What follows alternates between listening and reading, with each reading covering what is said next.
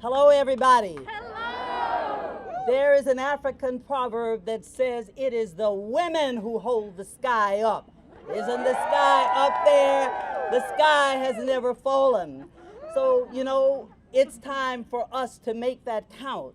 My good friend Dick Gregory always said, if we put our clothes in the washing machine and we don't have an agitator in it, when it's all finished, all you're going to have is some dirty clothes.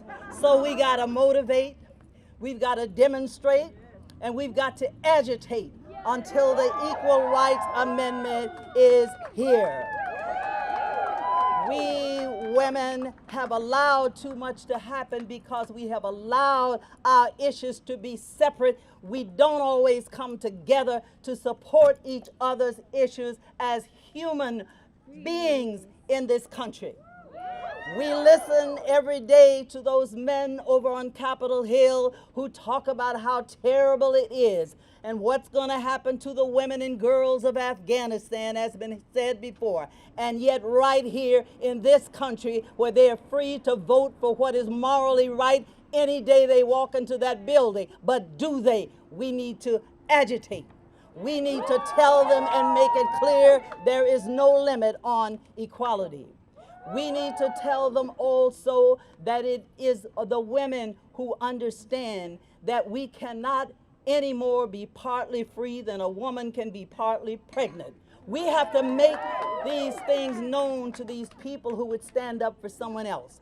The whole world is watching us. They're listening to what we're saying, but they're also looking at what we are doing. And how can we say that we're so concerned about our sisters in Afghanistan if we're not concerned about the equal rights of our people right here? We must make it clear that as human beings, we are for everything that is morally right, whether it's for a black woman, an Asian woman, a Native woman, a white woman, and all the others, black women too, for all the others that have been called out here today. My sisters, we must stand together. We must not be afraid, and we cannot afford to get tired. And I want to end my few minutes here with a story that most of you enjoy that I tell you. It's about the strength and the knowledge and the beauty of all women. This woman got up one morning and decided she was going to go out on her boat. Only wealthy women have boats, but on this boat, and she was going to read her book. And she went out there, and this game warden walked up and said, "Ma'am, you can't fish here." She said, "But I'm not fishing. I am reading." "Oh, I know," he said, "but you got all the equipment here and you can start any time."